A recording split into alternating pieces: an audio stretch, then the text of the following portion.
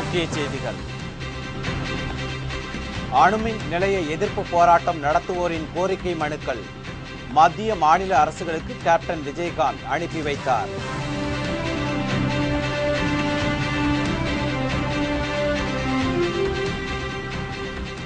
வட மாநில நிலநடுக்கத்தில் பலியானோரின் எண்ணிக்கை 40 உயர்வு. நிலச்சரிவுகள் ஏற்படலாம் என எச்சரிக்கை.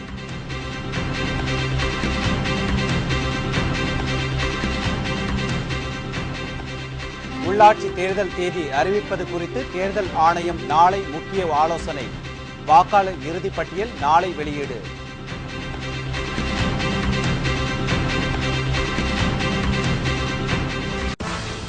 தேர்தல் ஆணையத்திற்கும் அதிமுகவுக்கும் இடையே ரகசிய உறவு. கருணாநிதி குற்றச்சாட்டு.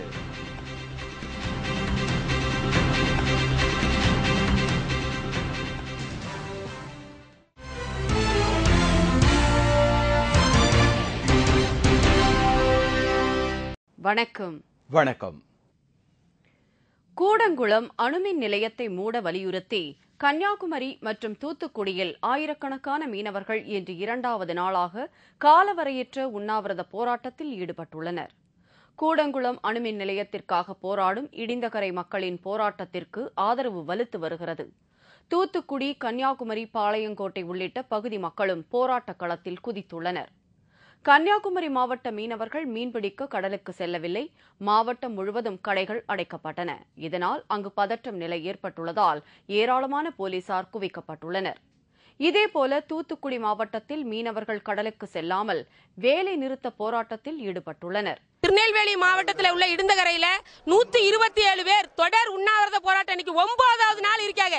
3 மாவட்டத்துடைய மக்கள் பாதிக்கப்படுறாங்க. உடனடியா ஆலய மூடணும், 127 பேரோட உயிருக்கு பாதுகாப்பு கொடுக்கணும். இதனிடையே கூடங்குளம் அணுமின் நிலையத்தை மூட வலியுறுத்தி பல்வேறு அமைப்பை சேர்ந்தவர்கள் இன்று நெல்லை மாவட்ட ஆட்சித்தலைவர் அலுவலகத்தை முற்றுகையிட்டனர். இதனால் அங்கு பரபரப்பு ஏற்பட்டது.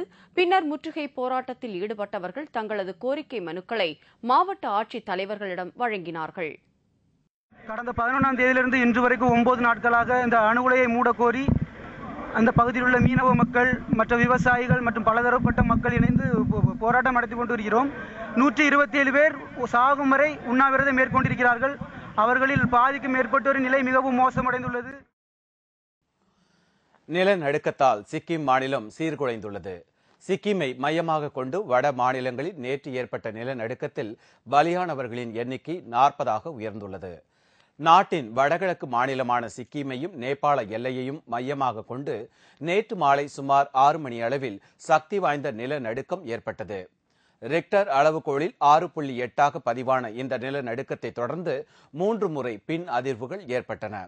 இந்த கடுமையான நிலநடுக்கங்களால் அசாம், பீகார், மேற்கு வங்கம், ஜார்க்கண்ட், ராஜஸ்தான், மேகாலயா, திரிபுரா மற்றும் டெல்லி உள்ளிட்ட பல இடங்களில் வீடுகளில் விரிசல்கள் ஏற்பட்டன. சிக்கிம் மாநிலத்தில் தான் பாதிப்பு அதிகமாக காணப்பட்டது. அங்குள்ள பேகாம் பகுதியில் உள்ள இந்தோ திபெத் எல்லை பாதுகாப்பு படைக்கு சொந்தமான கட்டிடங்கள் இடிந்து தரை மட்டமாயின. சிக்கிம் தலைநகர் கேங்டாக்கில் பல வீடுகள் மற்றும் கட்டிடங்கள் நிலைமை பரிதாபமாக உள்ளது.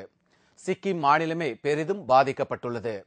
நிலநடுக்கத்தால் பாதிக்கப்பட்ட இடங்களில் மீட்பு பணிகள் முழு வீச்சில் மேற்கொள்ளப்பட்டு வருகின்றன.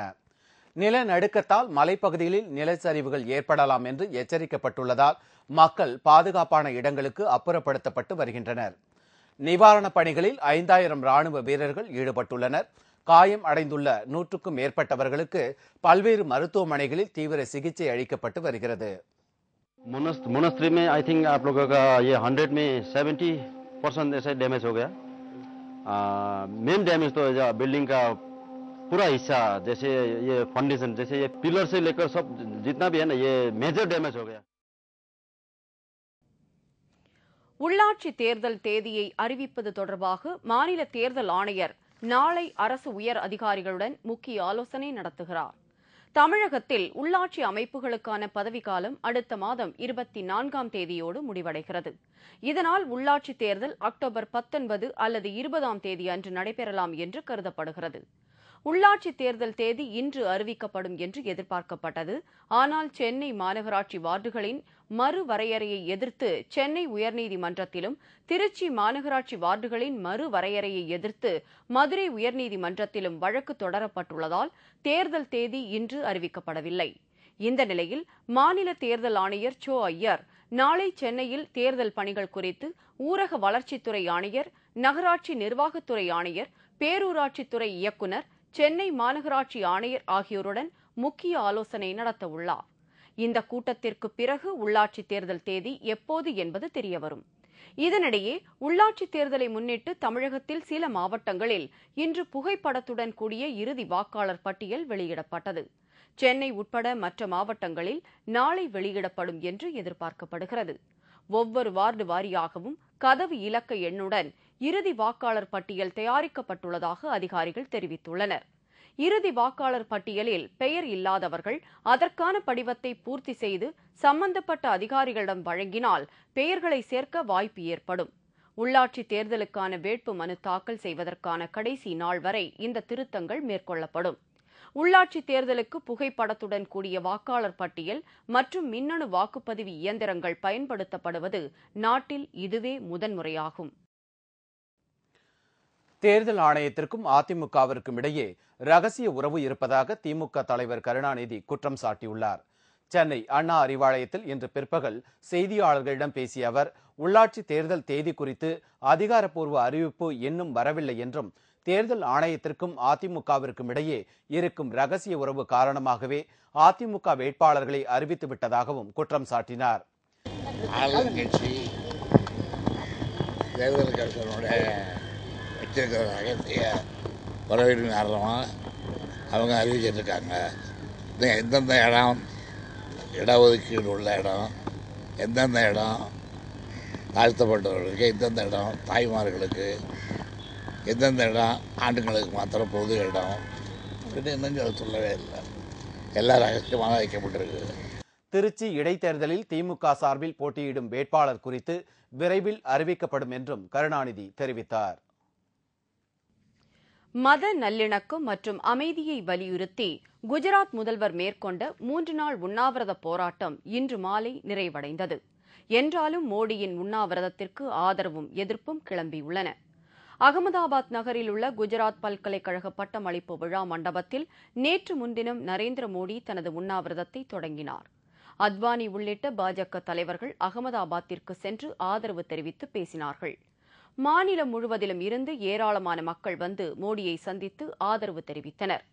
கூட்டம் கட்டுக்கடங்காமல் போனதால் நேற்று மாலை மண்டபத்திற்கு வெளியே போலீசார் தடியடி நடத்தும் சூழ்நிலை ஏற்பட்டது.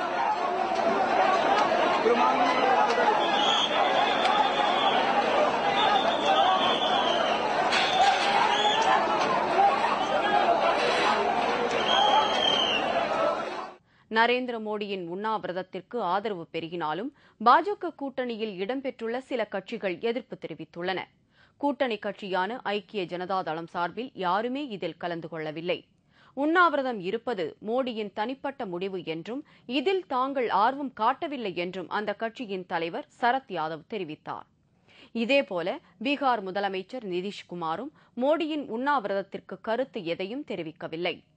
RSS தலைவர்களும் மோடி மீது அதிருப்தியில் இருப்பதாக கூறப்படுகிறது. முஸ்லிம்களுடன் நரேந்திர மோடி நெருக்கமாக செல்வதை RSS மற்றும் விஸ்வ இந்து பரிஷத் தலைவர்கள் விரும்பவில்லை என்று தெரிகிறது. இதனிடையே மோடி உண்ணாவிரதம் இருந்த மண்டபத்திற்கு வெளியே ஆர்ப்பாட்டம் நடத்திய நடனக் கலைஞரும் சமூக சேவகருமான மல்லிகா சாராபாய் கைது செய்யப்பட்டார். சென்னையிலும் நரேந்திர மோடியின் உண்ணாவிரதத்தை கண்டித்து மாவட்ட ஆட்சித்தலைவர் அலுவலகம் முன்பு தௌஹித் ஜமாத் அமைப்பை சேர்ந்தவர்கள் தடையை மீறி ஆர்ப்பாட்டம் நடத்த முயன்றதால் கைது செய்யப்பட்டு அப்புறப்படுத்தப்பட்டனர். தாம்பரம் நகரமன்ற தலைவர் தேர்தலுக்கான அதிமுக வேட்பாளரை மாற்றக் கோரி அதிமுகவினர் முதல்வர் ஜெயலலிதா வீட்டின் முன் முற்றுகையிட்டு புகார் மனு அளித்தனர். தமிழக உள்ளாட்சி தேர்தலில் அதிமுக சார்பில் போட்டியிடும் வேட்பாளர்களை முதல்வர் செல்வி ஜெயலலிதா அறிவித்து வருகிறார். தாம்பரம் நகரமன்ற தலைவர் பதவிக்கு அதிமுக வேட்பாளராக கரிகாலன் என்பவர் அறிவிக்கப்பட்டார். ஆனால் இவர் கட்சியில் சேர்ந்து 3 வருடங்களே ஆகியுள்ளதாகவும், ஆனால் 10-15 வருடங்களுக்கு மேல் கட்சியில் உள்ளவர்களுக்கு வாய்ப்பு அளிக்கவில்லை என்றும் கூறி அப்பகுதி அதிமுகவினர் 100க்கும் மேற்பட்டோர் முதல்வர் ஜெயலலிதா வீட்டு முன்பு முற்றுகையிட்டு புகார் மனு அளித்தனர். தாம்பரத்தில் கரிகால் என்றவருக்கு அம்மா சீட்டு அறிவிச்சிருக்காங்க. கரிகால் என்றவர் தாம்பரத்தில் எந்தவித அறிமுகம் இல்லாதவர். தாம்பரம் நகரத்துக்கு அவர் குடி 10 வருட காலம் தான் ஆகுது. அவருக்கு எந்தவித கட்சிக்காரங்களுக்கோ எந்தவித பொதுமக்களோ கரிகால் என்றவர் யாருன்னே தெரியாது. கரிகாலன் சொல்லிட்டு யாருக்கோ கொடுத்திருக்காங்க சார். எங்களுக்கு வேண்டாம் சார். கரிகாலன் வேண்டாம்.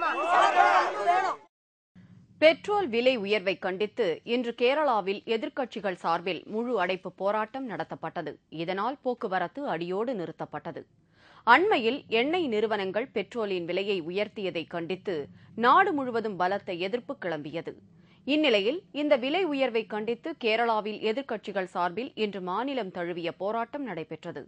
இதனால் போக்குவரத்து அடியோடு நிறுத்தப்பட்டது. கடைகள் மூடப்பட்டுள்ளதால் மக்களின் இயல்பு வாழ்க்கை பெரிதும் பாதிக்கப்பட்டது. தமிழகத்திலிருந்து கேரளாவிற்கு செல்லும் அனைத்து பேருந்துகளும் தமிழக கேரள எல்லைகளில் நிறுத்தி வைக்கப்பட்டன. இந்த முழு அடைப்பு காரணமாக கோவை பேருந்து நிலையம் வெறிச்சோடி காணப்பட்டது. இதனால் பாலக்காட்டிற்கு செல்லும் பயணிகள் பெரிதும் அவதியுற்றனர்.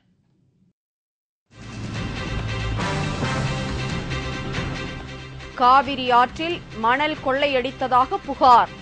அரவக்குறிச்சி திமுக எம்எல்ஏ KC பழனிசாமி கைது.